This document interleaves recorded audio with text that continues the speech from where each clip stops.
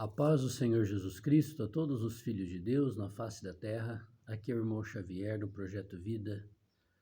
Nós estamos lendo a Bíblia, a Palavra de Deus, Novo Testamento, livro de Apocalipse, capítulo 4. Depois destas coisas, olhei e eis que estava uma porta aberta no céu. E a primeira voz, como de trombeta, ouvira falar comigo, disse: Sobe aqui e mostrar-te-ei as coisas que depois destas devem acontecer. Quais coisas já haviam acontecido, para que depois destas outras deveriam acontecer? É o que nós lemos nas 7 cartas às 7 cidades, aonde está a igreja, o corpo de Cristo. A igreja de Éfeso, vimos ali que o amor genuíno ao Senhor foi se perdendo. A igreja em Esmirna, a cidade em Esmirna, onde a perseguição foi implacável contra os verdadeiros servos de Deus. Pérgamo, quando começou a entrar no meio do povo de Deus, o ensinamento de Nicolau e de Balaão, hierarquia na igreja e idolatria no meio do povo de Deus. Tudo isso ocorreu desde a ressurreição do Senhor no ano 33 e meio, até por volta do ano 300 da nossa era. Aconteceu esses estágios com o povo de Deus. E no ano 300 surgiu a primeira religião com o nome de igreja, porque aqui havia igreja na cidade. A igreja é universal, é o corpo de Cristo. E ela se manifesta na Bíblia, na palavra de Deus, em cada localidade. Não existe a igreja de Roma e nem de Jerusalém. Existe a igreja que está lá. Porque se os irmãos forem para outra localidade, eles são a igreja que estão na outra cidade. Essas 7 cartas, essas 7 localidades na Ásia, porque havia muito mais cidades onde havia irmãos. Então havia mais igrejas em outras cidades, porque o corpo de Cristo é um e tinha mais cidades onde havia irmãos. Mas Deus escolheu essas 7 para mostrar todas as coisas que iriam acontecer, desde que a igreja surgiu com a ressurreição de Jesus até a sua segunda vinda. Então foram estágios que foram acontecendo com o povo de Deus. E até que chegou Tiatira, aonde entrou a idolatria no meio do povo de Deus. Por meio de que entrou a idolatria no meio do povo de Deus? Por meio do império político romano. Os romanos viram que não iria resolver a perseguição contra os cristãos, jogando para os leões comerem. Então inverteram, fizeram um sistema religioso e colocou-se o nome daquele sistema de Igreja Católica Apostólica Romana. Essa é a Tiatira. Este período foi a sequência da perca do primeiro amor, da perseguição, da introdução de Nicolau e de Balaão, e agora culminou com a Tiatira, com a idolatria. E desde o ano 300 da nossa era até o ano 1300, praticamente imperou esse sistema religioso. E isso se difundiu em todo o planeta. E hoje ela é a religião mais poderosa da Terra. Os bebezinhos nascem e já são declarados que são, sem eles nem saber o que está acontecendo. Isso é sistema. No ano 1300, com a invenção da imprensa, da letra e do papel, muitas pessoas começaram a ter acesso à palavra de Deus que estava restrito ao clero, à elite católica. Só tinha acesso à Bíblia os líderes, padres, papas. O povo não tinha acesso, tinha que escutar aquilo que falavam. Mas Deus levantou um irmão no meio do catolicismo, Martinho Lutero, que ele, examinando a Bíblia, ele viu que a salvação era de graça pela fé, que não existia purgatório, que não existia negócio de dinheiro para tirar a alma do purgatório, o ensinamento pagão desse sistema. E ele saiu desse sistema e difundiu a palavra de Deus. Louvado seja Deus, chegou até mim, até você. E com as verdades que foram sendo reveladas na palavra, por meio da leitura, do conhecimento da palavra, foram surgindo milhares de grupos. Um porque viu o batismo, que é depois que crê, o batismo nas águas, o dom do Espírito Santo, falar em línguas, a administração da igreja, com cada verdade que se via na palavra, surgiu um novo grupo. E naquele grupo religioso se colocava o nome de igreja. Esta é a origem da igreja, chamada Igreja Deus é Amor, da Igreja Presbiteriana, da Igreja Batista, da Igreja Metodista, das igrejas pentecostais, da Congregação Cristã no Brasil. Como que começou os irmãos da Congregação Cristã no Brasil ou do Brasil? Começou com o irmão Franciscão, lá em Santo Antônio da Platina, no Paraná. Quem era ele? Ele era um presbiteriano. Lá, os irmãos presbiterianos já tinham visto verdades na palavra e saíam do outro sistema. O irmão Franciscão também, ele viu outras verdades e saiu daquele sistema e surgiu um outro sistema. E qual é o problema? O problema é que nas cidades hoje, os irmãos não são levados a entenderem que são a igreja na cidade com todos os filhos de Deus, independente se eles se reúnem em qualquer grupo cristão ou não. Mas de que a igreja é a religião dele, que não tem na Bíblia. Na palavra de Deus não tem a igreja batista, nem metodista, nem Deus é Amor, nem católica. Não tem. Porque isso é um sistema. Então, quando chegou na época de Tiatira, no ano 300, foi introduzido isso no meio do povo de Deus. Então, quando nós estamos lendo agora o capítulo 4, depois destas coisas, é isso, o esfriamento do amor, perseguição do povo de Deus, a introdução da hierarquia na igreja, que eu acabei de explicar, a introdução no meio do povo de Deus da idolatria, e aí as coisas foram piorando. Por quê? Depois lá de Tiatira, aí vem a igreja em Sardes, depois vem a igreja em Laodiceia, Mornidão, Filadélfia foi louvada por Deus, que tinha o nome e a palavra. É o que se salvou da história das 7 igrejas, das 7 cidades, o nome e a palavra. Fora disso, tudo se perdeu. Isso vai perdurar até a segunda vinda de Jesus. Quando Jesus estiver para voltar, vai se cumprir o livro de Apocalipse. Vai se cumprir os últimos 7 anos da nossa era, que está revelado lá no livro de Daniel. E esses 7 anos está dividido em 2 partes: falsa paz e a grande tribulação. E Jesus volta. Então, até que se cumpra os últimos 7 anos, e a pior parte são os últimos 3 anos e meio, que é a grande tribulação, que é citado aqui no livro de Apocalipse, todas essas coisas iriam acontecer no meio do povo de Deus quando João, lá na ilha de Pátimos, por volta do ano 100, antes de nada ter acontecido, ele escreveu essa revelação que o próprio Senhor Jesus deu para ele. Isso, João, vai acontecer com o meu povo.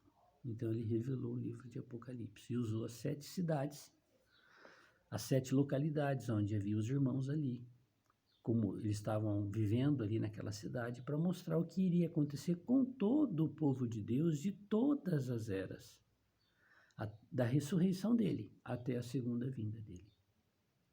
Então, o que vai acontecer depois destas coisas aqui? Olha o que ele falou. Sobe aqui, João. Mostrar-te-ei as coisas que depois destas devem acontecer. Apocalipse 4, 1. O que vai acontecer? Aí ele vai revelar os últimos 7 anos, aqui uma explicação, mas dando ênfase na última parte dos 7 anos, que é a grande tribulação. e logo fui arrebatado em espírito. Então, a única maneira da gente entender a palavra de Deus é em espírito. O que é em espírito? É você abandonar a tua mente, a tua alma, tudo que você aprendeu de religião, de cultura, de educação, e você usar um outro órgão que todos os seres humanos têm, que só os seres humanos têm nesta criação, que é o espírito humano, que é a lâmpada do Senhor. Como que eu uso o meu espírito? Não é para invocar outros espíritos, e nem receber possessão de anjos caídos, de demônios, de espíritos do além. Não. É você usar o seu espírito para entrar em contato com o Espírito de Deus que mora dentro do seu espírito, se você já creu e recebeu ele. Como é que eu faço isso? Oh, Senhor Jesus. Só isso. Ninguém diz, ninguém fala Senhor Jesus, se não for pelo Espírito. Então, quando nós invocamos, ó Jeová, ó Deus Todo-Poderoso, Senhor Jesus Cristo, ó Espírito Santo, o que é que eu estou exercitando? O meu espírito humano. O meu espírito humano está sendo enchido por esse espírito do Criador, o Todo-Poderoso, onisciente, onipresente, onipotente. E é só nesta condição é que nós seremos arrebatados em espírito, para a gente entender a revelação da palavra. Porque se nós formos usar a nossa mente para a gente entender a palavra, com aquilo que foi nos ensinado, até coisas boas, por meio dos sistemas de cultura, de religião, de educação, nós não vamos entender a palavra. Porque junto com isso veio também todo o fermento proveniente do diabo Satanás, que usou as mesmas coisas para introduzir dentro de nós tudo aquilo que não tem nada a ver com a palavra de Deus. E nós nos tornarmos adeptos, não do corpo de Cristo, onde ele é o Senhor e pastor, mas de religião. Então aqui, só no Espírito nós vamos entender a palavra. E eis que um trono estava posto no céu, e um assentado sobre o trono. Então aqui a Bíblia mostra que o trono é no terceiro céu. E existe os céus dos céus. Quantos céus tem eu não sei. Mas a Bíblia mostra que o trono administrativo de Deus é no terceiro céu. Aonde que o querubim, que é o diabo Satanás, ele vivia? Nos céus dos céus, no Éden de Deus, diante da presença do Altíssimo, no lugar mais santo, mais glorioso, aonde o Todo-Poderoso vive. E ele se rebelou contra Deus e se tornou Satanás, o diabo. Perdeu essa posição. Ele andava, ele não anda mais, no meio das pedras folgueantes, que está escrito lá no livro de Isaías 14, Ezequiel 28. Mas ele ainda tem acesso ao trono de Deus, que é no terceiro céu. Como diz lá no livro de Jó. De onde vem Satanás? Ele estava no trono. Ele vem de passear, de rodear a terra. Está vendo? Ele tem acesso. E ele desgraçou a vida de Jó. Com a permissão de Deus, não tira a vida dele. Se você está achando que ele me serve por causa das bênçãos terrenas, pode tirar, mas não tira a vida dele. Então ele é aquele que nos leva a nos rebelarmos contra Deus, pecarmos, ofendermos Deus. E ele mesmo vai diante do trono nos acusar. Por isso que a palavra de Deus diz que ele é o acusador, que nos acusa de dia e de noite. Ele não cessa. A sua rebelião que começou na eternidade passada perdura e vai perdurar eternamente. Ele não cessa. Por isso ele se tornou o inimigo, o adversário de Deus, o diabo, Satanás. João viu esse trono e tinha um assentado nele. Quem era? O Senhor Jesus, porque ele é Deus, o Criador. Mas ele não tinha morrido e ressuscitado? Sim. Ele nasceu de Maria? Sim. Deus se vestiu de carne, é um processo. E agora que ele estava no trono, e João viu o trono de Deus. E o que estava sentado era na aparência semelhante à pedra de jaspe e de sardônica, e o arco celeste estava ao redor do trono e era semelhante à esmeralda. Que arco celeste que a gente conhece, único, é o arco-íris. Quando que Deus deu o arco-íris? Com Noé. Depois da destruição da espécie humana, que só sobrou 8 pessoas, Noé e a sua família, Deus mostrou o arco, uma aliança com Noé. Nunca mais, Noé, eu vou destruir essa terra com águas. Nunca mais. Eu vou deixar aqui o meu arco, para que todas as pessoas, quando contemplarem o arco-íris, se lembrem, Deus fez uma aliança com Noé. E esse arco aqui em João estava lá no trono. Deus falou assim, olha aí, João, eu não me esqueci da aliança que eu fiz com Noé. Eu não me esqueço da aliança que eu faço com o homem. A primeira aliança que Deus fez com o ser humano, quando Deus criou Adão, e façamos o homem a nossa imagem, nossa semelhança, tenha ele domínio. Está vendo? Deus fez uma aliança que o homem iria governar a terra. E usou como exemplo a criação, as aves do céu, os animais, os peixes, todas. Por quê? Porque Deus não estava interessado que o homem governasse a criação, os animais. Mas aquilo é uma figura, como aqui em João, em Apocalipse. Por sinais me foi dado conhecer o mistério. Qual era o significado do sinal lá em Adão? É que aqueles seres que ele iria dominar representava toda a criação angelical antes do Adão e toda a criação terrena que houve na face da terra antes do Adão, na primeira criação, aonde quem governava, administrava todo esse planeta era o querubim guardião, Lúcifer. E Deus fez uma aliança com Adão. Vocês irão governar no lugar dele. Mas que pena que ele sofreu a queda. E o diabo que estava fora do homem, com a queda, entrou dentro do homem. O homem comeu, entrou a natureza da árvore do conhecimento dentro dele. E hoje nós temos essa natureza má e maligna. Ao mesmo tempo que temos qualidades e personalidades boas, nós temos qualidades e personalidades que vêm dos quintos dos infernos. Como que está dentro de nós? Nosso pai, Adão, introduziu e nós nascemos com essa natureza. Mas o Senhor falou para João, está vendo o arco-íris aí, João? Eu nunca mais vou destruir a terra com água. É a minha palavra. João, o homem vai governar. Ele caiu, João. Seguiu Satanás. Eu destruí com a época de Noé.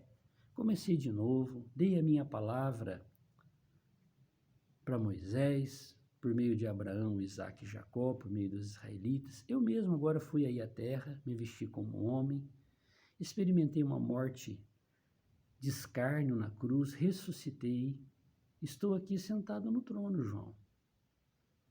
E eu vou cumprir a minha aliança que eu fiz com o homem, igual a com Noé.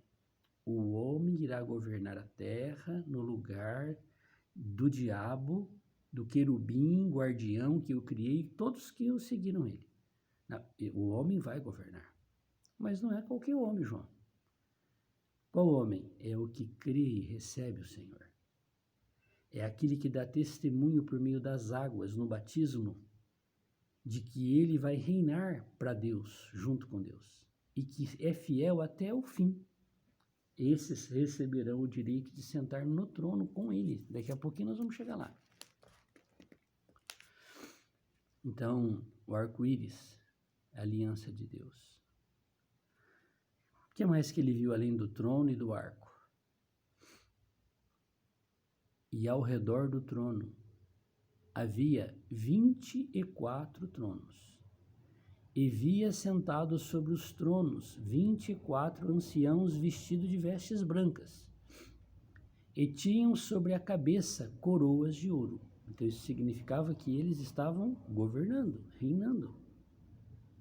estavam assessorando o Criador no trono. 24 tronos. Há muitos mistérios na Bíblia, não é? Mas na primeira criação de Gênesis 1, no princípio criou Deus os céus e a terra, que é o primeiro versículo da Bíblia, não tinha homem.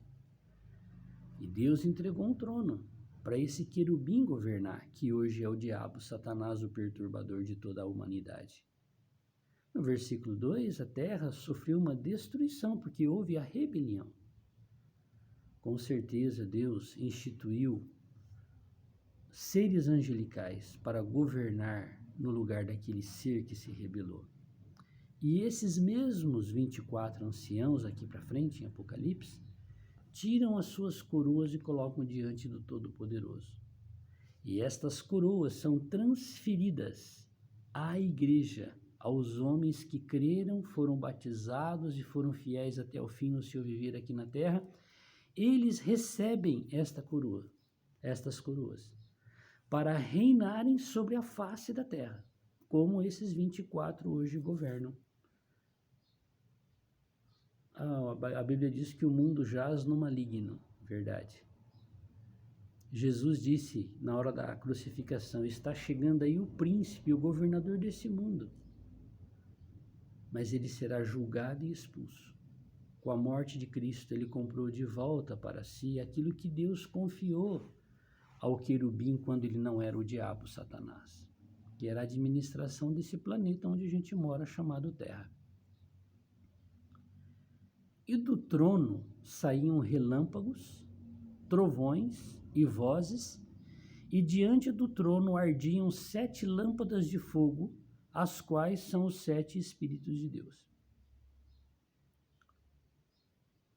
7 Espíritos de Deus. Não tem um Deus só, como tem 7 Espíritos. Muitas coisas na palavra nós só vamos compreender quando nós estivermos na esfera gloriosa celestial de transfiguração, saindo desse corpo de pecado e recebermos um corpo de glória como o dele. Aí nós vamos compreender esses mistérios. Mas, lá em Gênesis, o querubim guardião é apresentado como uma pequena cobrinha lá, uma jararaquinha, uma coral, uma grinha pequena, uma serpente comum. Mas em Apocalipse 12, essa cobrinha cresceu, ficou barrigudo. Se tornou quem? Um grande dragão e vermelho. Tão grande, a sua cauda é tão grande, que com a sua cauda ele arrastou 1/3 dos anjos, querubins, serafins, arcanjos, na sua rebelião antes da existência do homem, se tornando o diabo. E comeu tanto pó, não é isso que a serpente, o Senhor falou lá, que é uma das castigos, seria que a serpente iria comer do pó da terra? E do que é que nós somos feitos, o nosso corpo humano? E fez Deus um boneco de barro, e soprou nele o seu espírito, e ele se tornou alma vivente. E na morte, o espírito, que é o fôlego de vida, volta a Deus. O pó, que é o corpo, que o diabo come, volta ao pó. E a alma, que é eu e você, na morte, desce ao Hades. E lá no Hades tem o Seol, que é o inferno, que é um lugar de sala de espera do lago de fogo. O abismo, que separa, e o paraíso, que é chamado seio de Abraão, onde os salvos vão. Todos aqueles que recebem Deus vão para o paraíso. Todos os seres humanos que não recebem o Senhor em vida vão para o céu, e lá vão ficar aguardando até a ressurreição. Não sobe, desce. E ele também, esse querubim, será preso lá onde ele mata e as pessoas são levadas para o Hades. Aonde que ele vai? Ele não vai nem para o Seol e nem para o paraíso. Ele vai para onde? Ele vai para o abismo. Quem irá colocá-lo lá? O Senhor irá trancá-lo com cadeados, com chaves, com correntes. E lá hoje tem muitos espíritos amarrados, que serão soltos na hora do cumprimento do livro de Apocalipse. Como assim? O Senhor diz na sua palavra: quem é aquele que subiu ao céu? senão o mesmo que desceu até as partes baixas e inferiores da terra para pregar a espíritos em prisões? Jesus, que é Deus. Na sua morte, ele foi lá. Então tem muitos mistérios. Como é que é? Então, quando se eu morrer antes que ele venha e eu descer ao Hades, aí talvez eu vou entender um pouco mais esses espíritos que estão presos lá. Não é verdade? Então, a cobrinha se tornou um dragão. E na palavra também diz que existe um só Deus. E a Bíblia diz assim que Deus é espírito. E importa que os seus adoradores o adorem em espírito e em verdade. Então Deus é espírito. Mas tem 7 ou é um só? Sei, talvez ele está intensificado, não é? É como a voltagem, é uma lâmpada, mas se você vai aumentando a voltagem, o brilho vai aumentando. Então a intensidade da manifestação de Deus é uma perfeição. Como que é? 7 espíritos.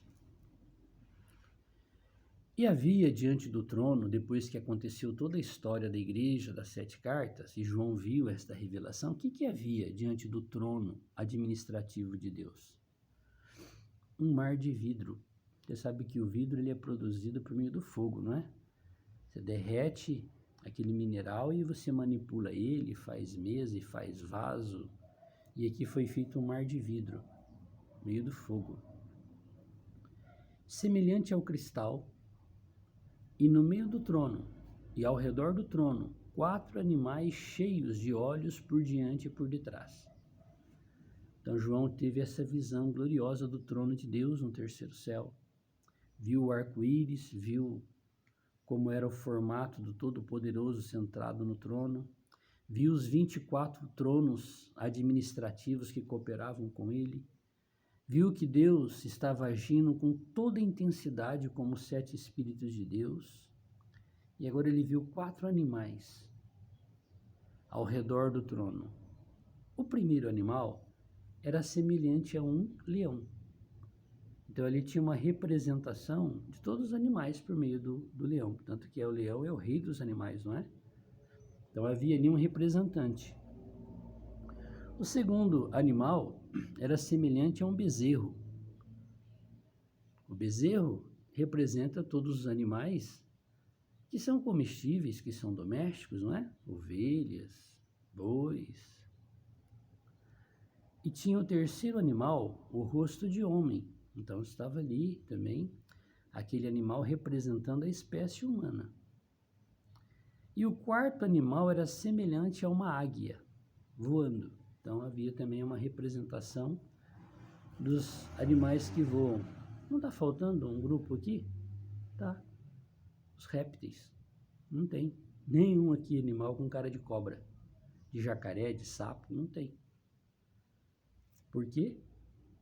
Porque esses animais representam, simbolizam o diabo e todos os anjos e querubins e arcanjos e serafins que o seguiram, toda aquela criação que se rebelou contra Deus junto com ele na primeira criação, que são chamados de demônios ou espíritos imundos, e todos os homens que não receberem Deus são representados pelos répteis. Não tem aqui no trono de Deus.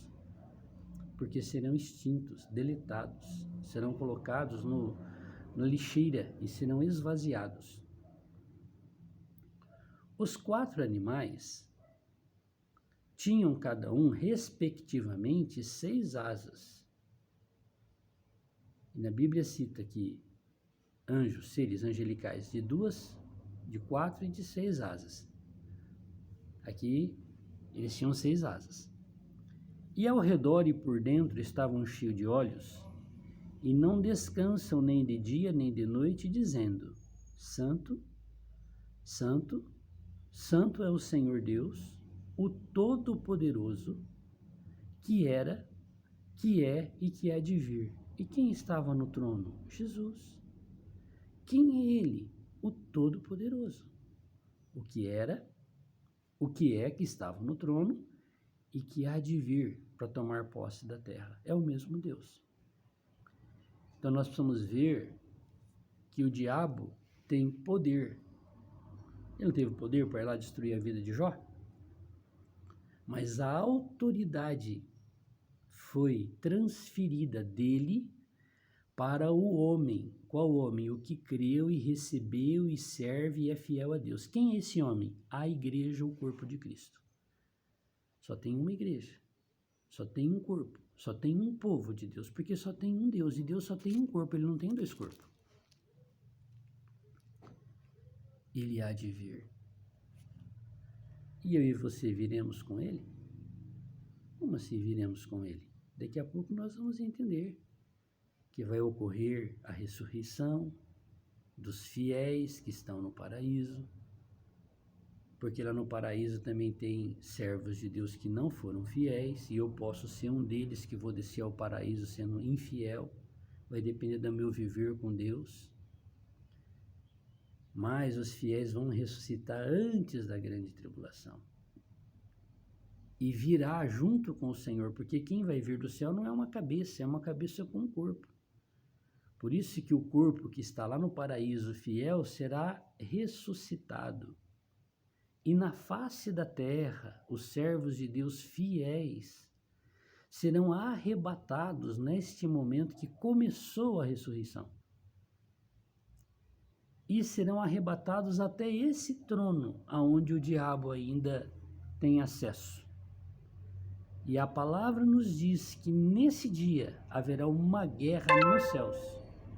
Miguel, o querubim da guerra, fiel a Deus, com os seus anjos e com o homem que é a igreja fiel, agora como anjo, porque já ressuscitou e foi arrebatado, foi transfigurado nesse corpo de glória, porque o Senhor diz na sua palavra que nós também seremos como os anjos. Nós não seremos anjos, porque anjos nunca teve corpo, porque em Hebreus diz que anjo é um espírito ministrador. Mas nós não, nós tivemos um corpo, eu tenho um corpo de carne e osso, até machuquei aqui. E na ressurreição eu terei um corpo de glória, ou no arrebatamento. E os anjos não têm. Então haverá um exército celestial, aonde os homens, agora como anjos, parecido com anjos, num corpo de glória, vai lutar com o diabo e os seus anjos. E o Senhor diz que o acusador será expulso desse lugar, do trono de Deus. E ele vai para onde? Ele será atirado primeiro para a terra só, ele perdeu o seu acesso no trono. E a palavra diz que ele sabe que pouco tempo lhe resta. Quanto que resta? 3 anos e meio.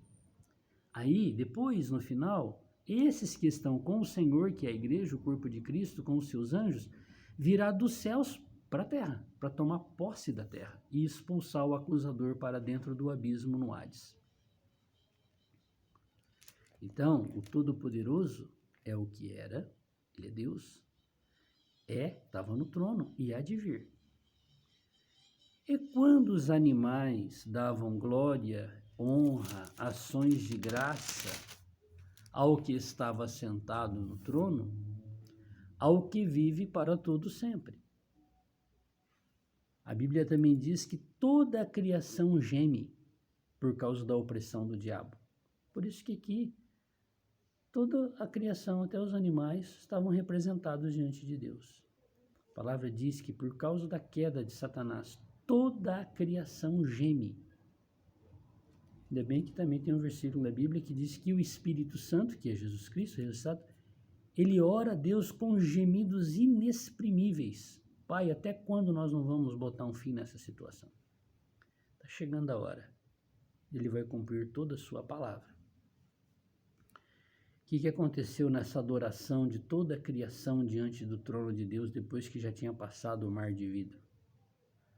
Os 24 anciãos angelicais prostraram-se diante do que estava sentado sobre o trono. Adoravam ao que vive para todo sempre. Olha, e tiravam as suas coroas diante do trono, dizendo: digno és, Senhor, de receber glória, honra, poder, porque tu criaste todas as coisas, e por tua vontade são e foram criadas. Então, na ressurreição de Cristo, os anciãos colocaram diante dele as suas coroas.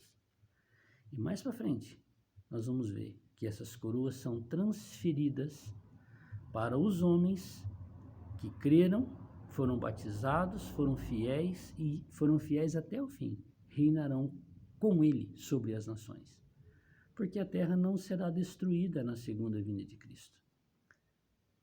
Ela passará por uma purificação por meio do fogo. Nós vamos ver todos os desastres sobrenaturais que acontecerá por meio dos 7 selos de Apocalipse.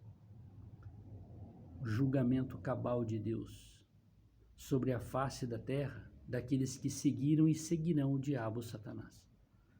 E a salvação gloriosa de Deus para os fiéis. Começando pelo arrebatamento antes da grande tribulação de quem estiver vivo e for achado fiel. Então Deus é justo. Se eu for infiel, estiver vivo, no momento que for cumprir o que nós estamos lendo no livro de Apocalipse, eu vou sofrer as consequências porque eu não dei ouvidos e não fui obediente ao Senhor. Mas se o Senhor me der graça de ser fiel a Ele até o fim, até a hora do arrebatamento, e eu estiver vivo, o diabo, Satanás, não terá o gostinho de fazer comigo o que ele fez com Jó, porque eu serei transfigurado num corpo de glória e ele não terá mais acesso à minha pessoa, e nem à sua, se você crer. Mas eu posso morrer antes dessa hora, não é? Então eu também preciso morrer na mesma condição, para que, na hora do arrebatamento, eu possa ser ressuscitado por Deus. Porque se eu for um servo que morri de Deus, infiel, eu não vou ressuscitar nesse primeiro momento. Eu vou ter que aguardar o último dia, como Jesus falou, como a Maria falou para Jesus, a irmã de Lázaro. Eu sei que ele vai ressuscitar no último dia. Você que sabe, se você que morrer e quiser ressuscitar no último dia, problema seu. Mas no livro de Hebreus está escrito que haverá uma superior ressurreição. O que é isso? Uma ressurreição antes da ressurreição final. Para quem que é a superior ressurreição? São para quem morreu fiel. Vai ressuscitar antes dos outros que morreram, servos de Deus, infiéis. Quando que vão ressuscitar? 3 anos e meio antes, 42 meses antes. 1260 dias antes da ressurreição final dos outros servos que foram infiéis, haverá a ressurreição sobrenatural, a superior ressurreição que é dito lá no livro de Hebreus. O Senhor tenha misericórdia de mim. Ele tenha misericórdia de você. Que nós estamos lendo aqui a visão do trono de Deus. E um trono é um lugar muito bom. Você pode receber do rei uma palavra favorável. Mas se você receber uma palavra desfavorável do rei, aquilo também vai ser executado. Vamos pedir misericórdia para Deus? Papai do céu, nós somos tão pequeninos, não sabemos nada, Senhor, dos teus mistérios. Tantas coisas estão ocultas aos nossos olhos e entendimento. E nós estamos caminhando, Senhor, para esse momento. O momento do cumprimento final de toda a tua revelação que o Senhor deu desde Adão até os nossos dias. E nós somos tão pequenos, tão fracos, tão infiéis. E nós estamos aqui te pedindo que só o Senhor pode nos qualificar, nos capacitar para sermos fiel até o fim da nossa vida. Ou sermos fiel até o fim do cumprimento da tua palavra. E gozarmos, Senhor, da tua dádiva que está sentada no trono. E ouvir, Senhor, da tua boca e ver a tua face. Sobe para cá. Da mesma maneira como João subiu. Aquele dia, Senhor, nós não queremos receber uma sentença do Criador que está no trono, negativa, porque ela também vai se cumprir. Os servos maus serão colocados nas trevas exteriores. Salva-nos, Senhor, livra-nos do mal. Senhor, humildemente nós te pedimos que o Senhor nos dê entendimento da tua palavra. Limpa nossa mente do fermento religioso. Nos ajuda, Senhor, a exercitarmos o nosso espírito, para que nós possamos ganhar as tuas revelações e possamos ser acudidos, Senhor, na hora da tentação, não fraquejarmos, não darmos lugar para o teu inimigo agir por meio do nosso corpo, não sermos comida para ele, não permitirmos que ele use o nosso corpo para praticar todo tipo de abominação. Senhor, eu sou pó e eu não quero ser comida para a serpente. Eu sou um pó que quero ser um vaso de barro precioso para que o Senhor possa morar em mim, viver e se manifestar por meio de mim. Ajuda-nos, Senhor, a sermos alimentos para Ti, porque o Senhor é o nosso pão da vida, como palavra, e o Senhor é água viva, é um sangue, é vida. Nós podemos Te beber por meio da oração, da adoração, do louvor. Glória a Deus. Santo, santo, santo, ao Senhor, que é o Todo-Poderoso. Glória, glória, glória a Deus, ao Criador que era, que é e que há de vir. Louvado seja teu glorioso nome. Lembra-te de nós, Senhor. Amém. Deus te abençoe. Um dia, eu e você vamos estar diante desse trono. E ninguém vai poder fazer nada por ninguém. Pai não vai poder fazer pelo filho, filho pelo pai, neto pelo avô, avô por neto. O Senhor disse que nesse dia, diante desse trono, cada um dará conta de si mesmo a Deus. Que Deus tenha compaixão de mim e de você. Aleluia. Glória a Deus.